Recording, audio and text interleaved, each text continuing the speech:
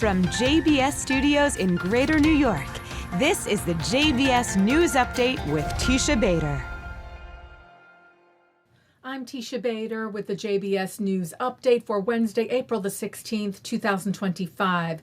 The IDF continues counter-terror operations in Samaria, the West Bank, today, eliminating a Palestinian terrorist who took part in a deadly attack back in January of this year, in which 3 Israeli civilians were murdered.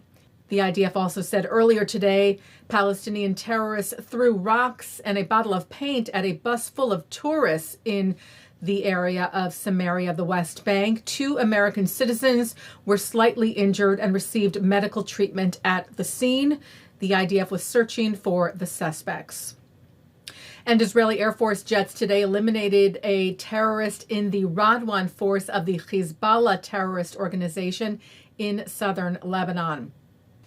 And the IDF said, together with Israel's security agency, the Shin Bet, eliminated a senior Hamas terrorist today in Gaza, saying he was involved in an infiltration incident during Operation Protective Edge back in 2014, in which 5 Israeli soldiers were killed, and in recent years served as the personal military aide and right-hand man of the commander of the Gaza Brigade of the Hamas terrorist organization throughout the war and in preparation for the October 7th terrorist attack.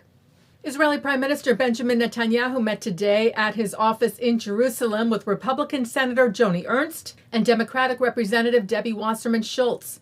The Prime Minister's office saying Netanyahu spoke with the members of Congress about the continuous efforts being made for the release of the hostages and the fighting in Gaza until Hamas is destroyed and any future threat to Israel is prevented.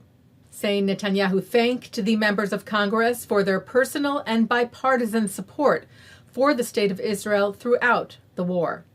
The 59 hostages who remain held by Hamas in Gaza have now been captive for 558 days. Well, a former hostage was among Time magazine's 100 most influential people for this year, Noah Argamani. Former Second Gentleman Doug Emhoff wrote Noah was held hostage for 245 days, a period she called a pure hell. Since her rescue, she has shown extraordinary courage and humanity in speaking out for the remaining hostages, including her partner Avinatan Or. Emhoff, urging the release of the hostages, said, "We cannot give up until every one of them is home."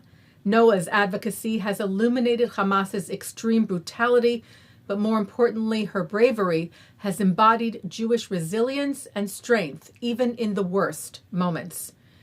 And CEO of the Anti-Defamation League, Jonathan Greenblatt, made the Time 100 as well this year.